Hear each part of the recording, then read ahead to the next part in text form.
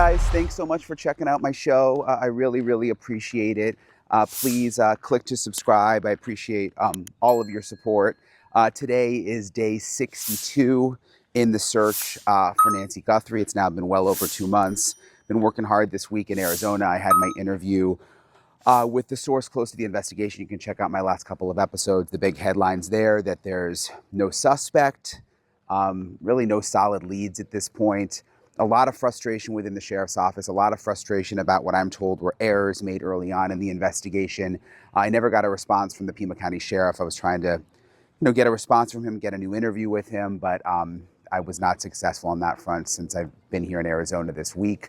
But in this episode, really interesting. I'm going to take you out into the desert outside Tucson, and really you just drive for, 10, 15 minutes, and you are out in the middle of nowhere. And there's been a lot of crime out in these very desolate desert areas. I'm going to dig into that, some of the things that have happened in the past out there, some of the bodies that have been discovered, and how all of that could possibly connect back to the Nancy Guthrie investigation. So I'm getting into all of it in this episode. Brian Entin investigates. I'm joined now by Allison Weiner, News Nation producer who I work with a ton on a lot of these stories in the Nancy Guthrie story. And we've both been at News Nation for a while. And she has a lot of interesting insight into the Nancy Guthrie case. Before I talk to Allison, I want to quickly show you, Allison went out with Bob Krieger, who is the former SWAT team commander in Pima County, out into the desert to get a look at how you would get out of the area, and also where they've found people hidden before, people have gone missing before, just to get an idea of what it's like out there. So look at this. So what we want to do is we're going to drive out to the deserts of Pima County, kind of out specifically to the west deserts, because if you notice, Tucson's surrounded by mountains on each direction. And once you get on essentially the backside of any of those, that's where the remoteness starts. The biggest area geographically is going out to the west. And out there is where we encounter used to encounter a lot of activity, from smuggling of all sorts, whether it be humans or drugs, things like that, to violent crimes, to body disposals. We unfortunately find a lot of bodies out there throughout the year, but specifically in the summer months when people are crossing and they don't know what to expect of the hot deserts. So there's just a ton of stuff going on out there, and it's just so vast. And a lot of times, you just can't find what you're looking for, even if you have very specific locations, and it takes time. And that's really what we're going to do today, just kind of go out there and get a feel for it, and specifically go to some areas that I have firsthand experience with, where crimes have occurred, bodies have been found, and things like that. Some of these roads, when I used to work out here, they were like super highways for criminal activity. Yeah. Whether it be people or drugs. Just take a look around and see where we're going. We're out here in the desert, and the trees are higher than you are. And then there's a little path behind you. Here's where we drove the car to, and they're over my head and over Bob's head. We are technically on Saguaro National Monument, but it is what it is. You see the trees. We're starting to get into hilly areas, all kinds of brush that's easily, you can easily hide in, leave things at, get out of sight very quickly. And right now we're only, probably less than a half mile from the main road. This little track here will take you 100 miles south and get you into Mexico if you want. In my time with the Sheriff's Department, I supervised our border crime unit for almost 5 years. And we basically lived in this area of the county. From the start of our shift to the end of our shift, we would be out here looking for all the criminal activity that goes along with just being this close to the border. This unfortunately is an area where bodies have been found. We've had multiple homicide victims, bodies dumped in the area. Specifically, we had I guess we can call him a serial killer. His name was Christopher Clements. He kidnapped and killed Isabel Celis. He's been convicted of another one. And both of their bodies were recovered within, 9 iron of where we are now. Just north of here, we've had battling rival gang members getting shootouts. So we stumbled upon a multiple homicide victim scene one day. And there were 3 or 4 bodies from what I remember just off the roadway.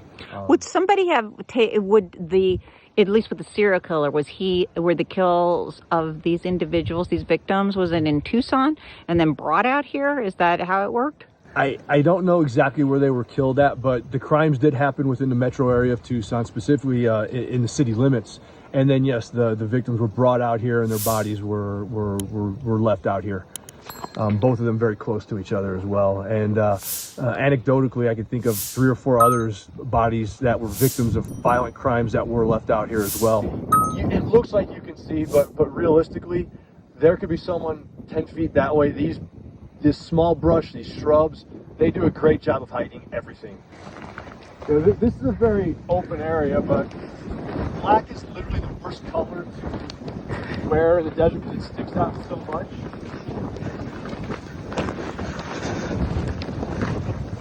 Just get up into some of these treeless areas. I see. And I don't know if you can see me right now, but I can see you perfectly, and you're probably 25 feet away from me. Wow. And we haven't seen anyone in the last 45 minutes. You know, you've seen the terrain, you've seen the geography. Most people would say we're in the middle of nowhere, but at the exact same time, within a half hour, I can be at Broadway and Stone in the center of metropolitan downtown Tucson. And that's how quickly you can get away or just sort of disappear in this environment. Super interesting to get that perspective, Allison, and I want to ask you about it. But first, I also want to tell people about your book, because Allison is an amazing journalist and also just wrote a book, which is so cool. So tell me a little bit about it. So my book, I will hold it up for all of you guys, is Murder and Media. And it's really a story about what it's like to be an investigative journalist and to go behind the scenes. And in this book, I tell stories I never told before.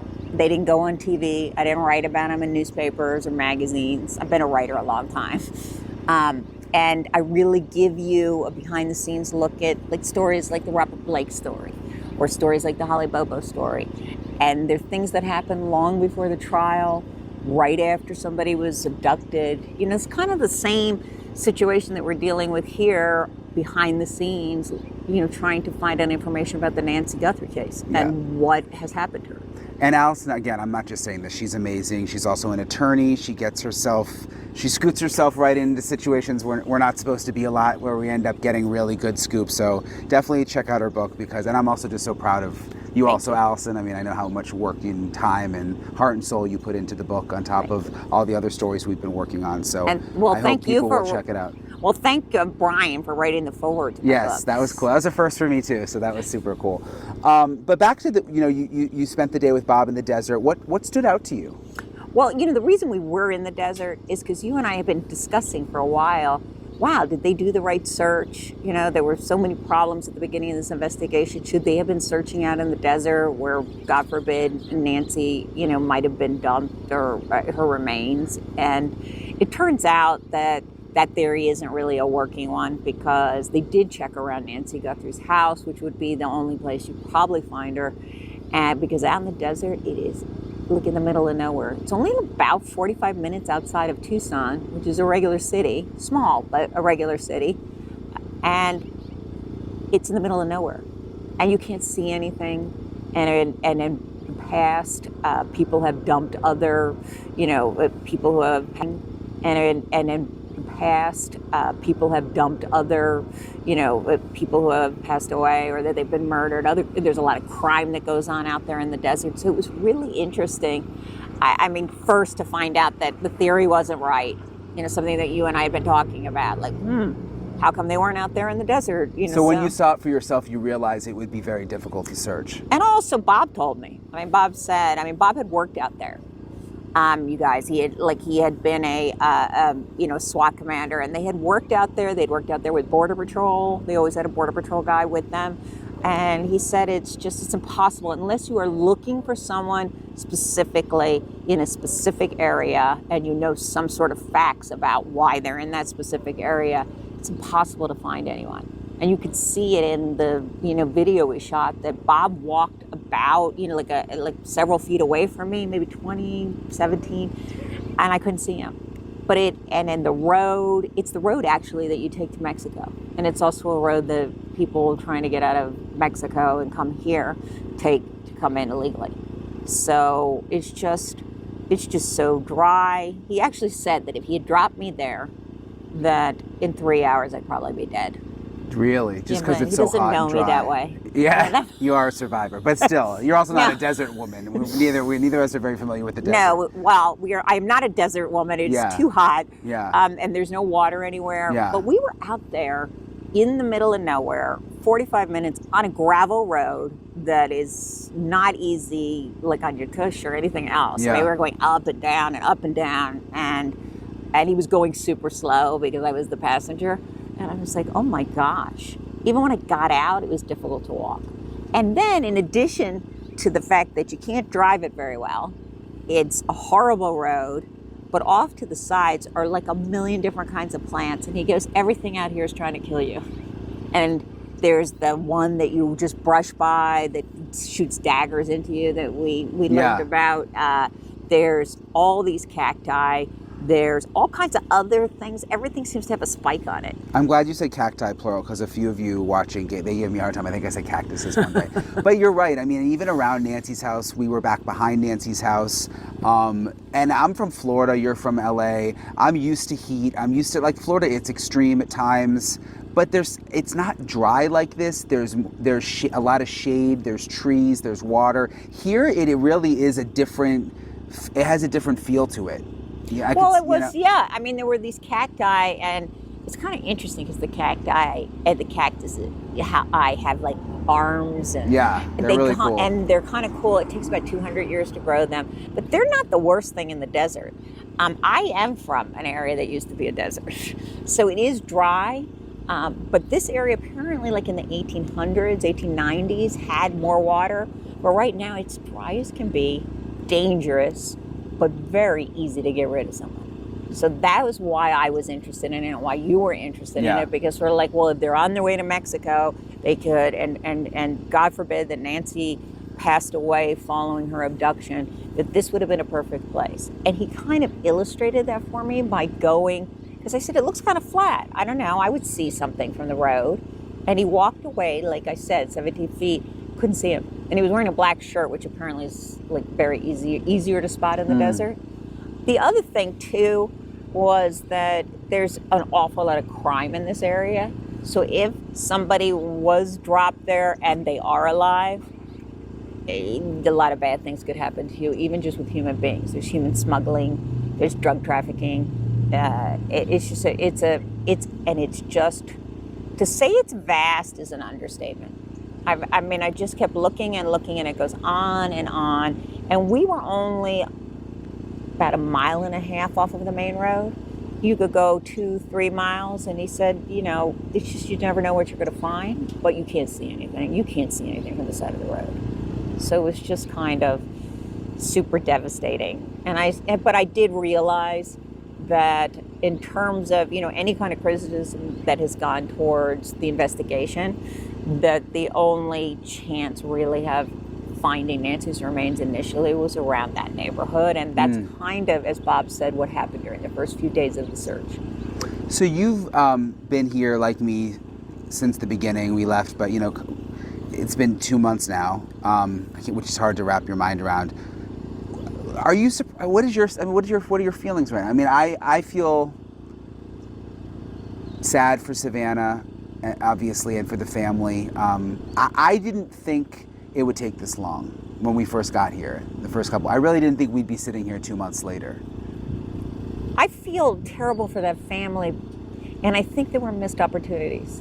And I think that makes me feel even worse, because the more we dig into this and the more we investigate and the more we talk to people, we find out that in those first 24 hours were the most critical, that there were problems in terms of assumptions that were made, investigative assumptions that were made, that the area was, as we all know, and we've reported this, they took down the crime scene tape before the FBI arrived. So maybe, that becomes a chain of custody issue where people could have come and gone. No matter what you say, it leaves an opening for a defense attorney. You can say nobody came or went, but footprints are gone because we were walking around there, you know, and other people, and as famously the pizza delivery You're talking guy. about early on when Early they on, cleared yeah. the scene quickly. So yeah. I feel that I feel particularly bad for the family because it does seem that mistakes were made. I'm sure that's true in every investigation, but these were of such a nature that they garnered more attention than the focus being on Nancy and this missing woman. And I found it really troubling, and it feels really sad here now. Yeah. Because I do believe, based on the people we've talked to, that ultimately, in all of our different sources, and Lord knows we've talked to a lot of people. Yeah, we have. You know, we've been in a lot of places. I mean, I spent yesterday in the desert all day, and Brian has done worse. Yeah. We've been all over. So yeah, we have been all over, but I feel badly that you know, that she's missing like this. I think it will ultimately be solved. But I think, as we all have talked about, I have elderly parents. I think about, you can't help but empathize and think about the horror if somebody took one of them. Whether they're cognizant and have no dementia, or even worse, if they have dementia, the terror of it all. And listening to Savannah talk about it on the Today Show during her interview, I felt, and maybe I'm reading into it, but I felt some frustration that initially she hadn't really felt listened to. Because when somebody elderly who's your parent and your family goes missing or has a problem, the family knows. We know what's wrong with our parents. We don't go to a cocktail party and discuss it. But if the police are asking, you can give them all the information that they need, especially because Nancy Guthrie was so well cared for by her family. She had a daughter right nearby, a son-in-law, and she had, and visitors all the time, lots of friends, and a really good place in this community. So, yeah, it makes me kind of sad. And the more we look into this investigation, I get more and more upset.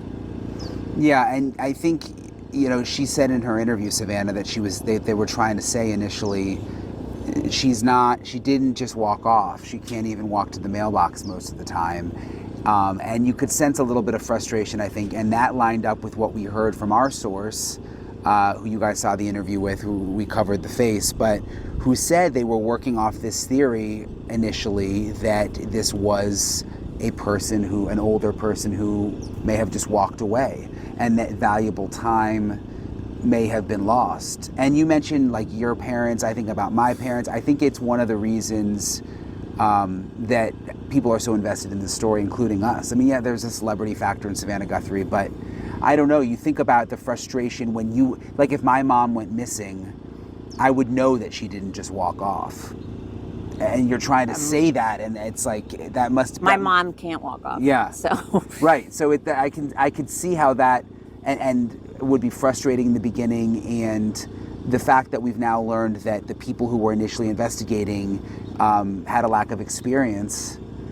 Back to what you said, there were issues early on in the investigation, and that stuff, sticks you guys around. you guys have to realize that when we're here, we're giving you kind of a very carefully collated version of what we are hearing. Behind the scenes in a murder like this, not a murder, I should say, in a kidnapping case like this, and potentially a homicide, there's a lot of people to talk to. There were a lot of different law enforcement agencies out here working this case. And there's just also a lot of neighbors, people who saw things. And these are really delicate conversations to have, because especially in the beginning, there was so much hope that she would be found. And I think it's really important for you. We're trying to give you a behind the scenes look. We're waiting here today. We've already done, a couple of interviews with different people. But a lot of the time was spent not on camera, just chatting with people. Yeah, a ton of time. A ton of time. Yeah. And that kind of goes to your mood at this point, right? Yeah. Well, and I found that, just like you have too, we've been to a lot of places covering a lot of different crimes over the years. I think here we met more people more quickly and gained their trust more. People here, first of all, are very friendly, I think, in Tucson, Arizona. And also we came into a place where there was already a frustration with the sheriff. And I think that people wanted to talk quickly about that. Do you think, I mean, I think that's true, and don't you feel like we made sources faster here? I think we did, but I think some of that was attributable to the fact that the whole country saw. The first time when he gave conflicting information, that very first press conference, we were like, okay, we'll give him the benefit of the doubt. He's under a lot of stress. There's a lot of media here. And then he said he wouldn't be talking to anybody else. And then you saw him in the middle of the night giving other interviews. You saw him round the clock. And then the second time, it became so frustrating. And I think for the people who live here, for the rank and file that work underneath him, because we're the media, we could have helped. We could have helped if he gave us the right timeline the first time. We could have helped if we knew that, if we knew who had dropped, that she had been dropped off at this time. We could have helped with different information that came out so slowly, or information that came out that was incorrect that he had to walk back. So I think we felt very frustrated. This is the time where media can really be helpful, where we can do something really good to put somebody's face out there, find missing people. And I think that the people that live here knew. They could see him messing up. And after a while, even when they put out the announcement that we saw the picture of the suspect, and the sheriff argued over, we saw two pictures, that the second picture was probably taken. Put out the announcement that we saw the picture of the suspect, and the sheriff argued over, put out the announcement that we saw the picture of the suspect, and the sheriff argued over, we saw two pictures, that the second picture was probably taken at the same time when we were hearing from other sources. It wasn't. It was critical that maybe at the very beginning they asked for all the video that everybody had for the last month. I mean, that doesn't... They didn't do that initially. They didn't ask for all the video. That came later. And it was strange because I also heard, there's not much video here. And then in the first 2 days that we arrived, I was driving around seeing video cameras. There is video.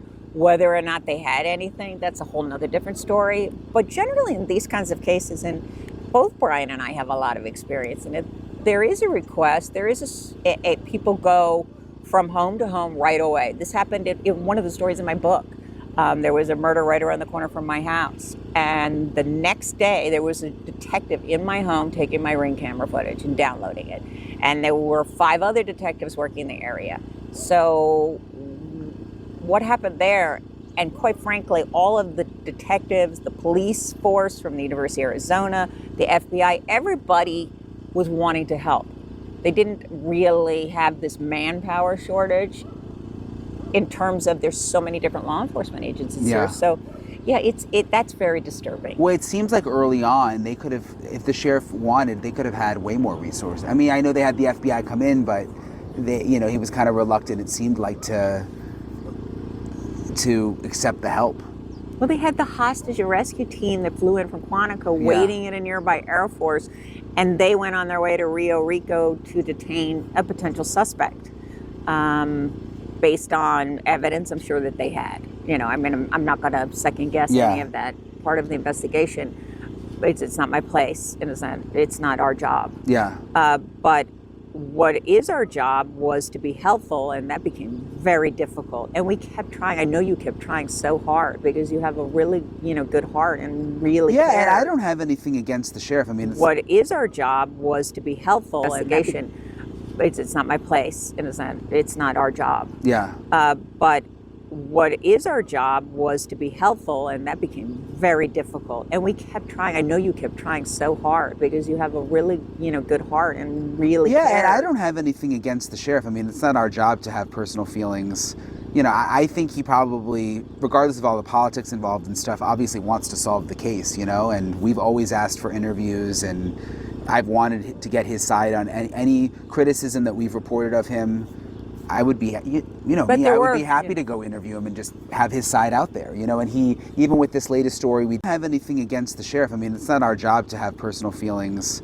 I think he probably, regardless of all the politics involved and stuff, obviously wants to solve the case, and we've always asked for interviews, and I've wanted to get his side on any criticism that we've reported of him. I would be, But me, there I would were- be happy yeah. to go interview him and just have his side out there, and he, even with this latest story we did with the insider who spoke to us, at least as of when we're taping this, we didn't get a response in terms of, getting an interview with the sheriff. And they always say that he's not available for interviews, but then he does do interviews with the local stations here, and kind of like, it seems like with people that he considers to be more friendly. Yes. That kind of thing. Yes, So or it- that he's known a long time. yeah. So it's been frustrating. You mentioned Rio Rico, though. That was the spot where we went to. There were 2 raids initially, one in Rio Rico, one right near Nancy's house, with people who it seemed like could possibly be involved, but then didn't end up being involved. And we still don't have the search warrant. You tried to get the search warrants. No, We they're still- sealed. They're sealed. We still don't That's know. not that unusual, though, because Yeah. it's an ongoing investigation. What's the latest? I mean, I know you've been in touch with the lawyers and stuff for those people. What's the latest on that front? Well, they're frustrated because they have gotten back at least one of the suspect that was detained in Rio Rico did get his cell phone back eventually, but they feel very wronged. And the lawyers said, I think ultimately that if they don't get the affidavit, they want to see what the search warrant was based upon, and that's called an affidavit, for a search warrant, and they want to see what was in that, and then I think they'll make some decisions about moving forward. Frankly, if I'm giving you guys my honest opinion about this, I do believe that there were probably significant reasons to go and detain these 2 potential suspects. They never called them suspects. They didn't release their names. So I think they did the best under the circumstances. Well, what wasn't okay was that they rushed into the Rio Rico home before the FBI HRT group could get there. And I thought that was, the cooperation is lacking. What did you hear about that? Because I mentioned it in some of my reports, but you have more information there. Because it was, the feds weren't really kept in the loop on that raid, it didn't sound like. They got there eventually. Yeah.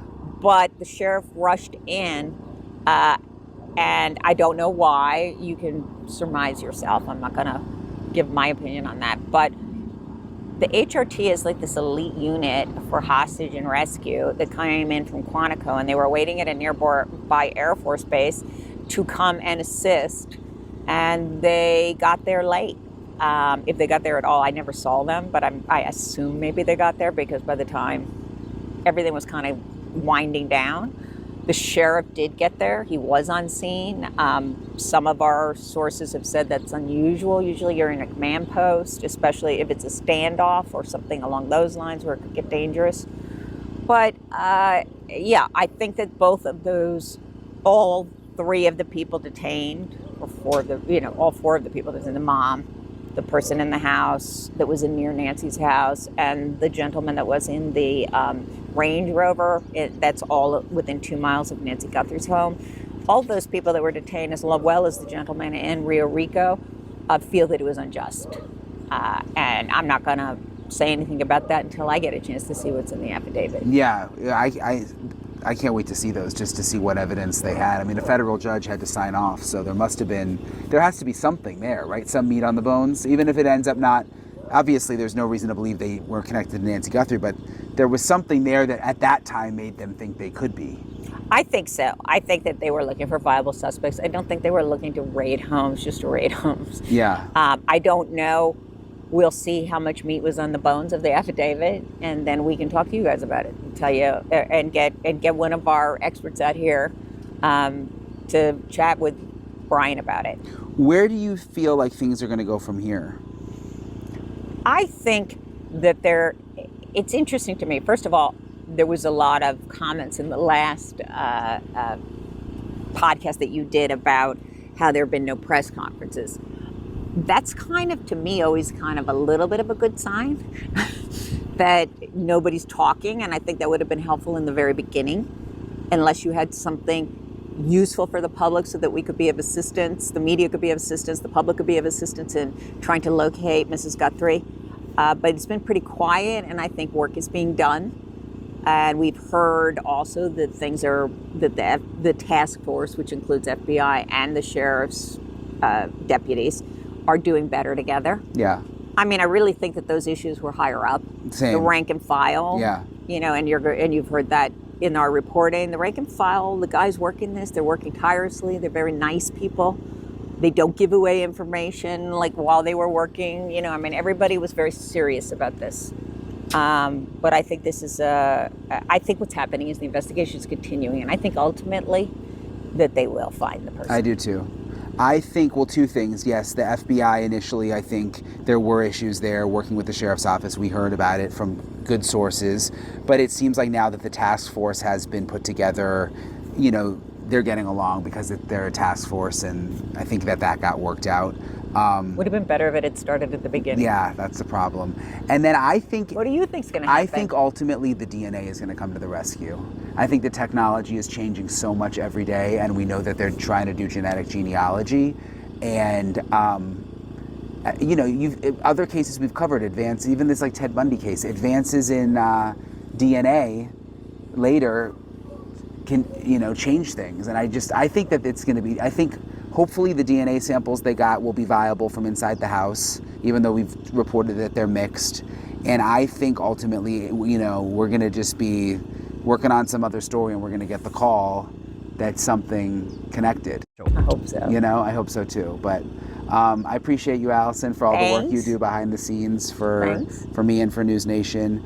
And again, should I hold up my book let's here? Do it again. A shameless plug for Allison's book. I'm just so proud of you. Murder for in the writing Media. Yeah. You can order it on Amazon. It's available. It will be ready by the end of the month. April 28th it drops. I'm happy to sign it if you want to send it to me. I'll let guys know on my Instagram and also on Twitter how you could send it to me. I will sign it and send it back. But thank you all so much. Yeah, and it's hard to write a book, by the way. I didn't know. I don't have any experience writing books, so I got to witness it as we were working on our other stories, watching Allison go through the process, and so it's really cool. It's kind of what you and I do, where we go and talk to people, but we don't tell all of the things that we're learning, even afterwards, because not everything is appropriate in the moment. So that's a good point. A lot of times, like even with this story, there's so much right now that it's just not appropriate to talk about because it's fresh, it's active, it's, you're writing about some cases that have, some time has gone by where you can really sort of, not spill the beans, but there's just things that are appropriate to talk about a few years later that are sometimes in the moment, you do, like say an interview with somebody that isn't going to air, and they tell you about their relationship with Nancy. Let's say in this case. We're not going to air that now. She's missing. They're hurting. But you certainly do learn a lot about the victim, about the pain of the victim's family that they're going through. So, hopefully, once Nancy is found, we'll come back to you with some of those stories. Yeah, for sure. Right? All right. Thank you, Allison. Thanks. Really appreciate Allison for all of her hard work. She works with me a ton at News Nation. And definitely check out her book. She really has been working so hard on it. And I just got a copy. It's really, really good. Kind of a look behind the scenes, some of the crime stories that she's covered. Savannah Guthrie will be back on the Today Show Monday morning. That's the plan. So that'll be interesting to see if she addresses anything that's going on in the investigation, how that all works with her getting back on the show. I'll keep you guys posted if there's any updates. Still working on a couple of other angles. And as always, I really appreciate you guys for supporting me, for supporting my channel, for subscribing, for checking out my work on News Nation, of course. And I'll keep you posted. It's been a long week here in Tucson, long, hot week as always, but hopefully we'll get some resolution soon with the Nancy Guthrie case, because again, I can't believe it's now been 62 days. So hope everybody has a good weekend, and I'll talk to you guys later.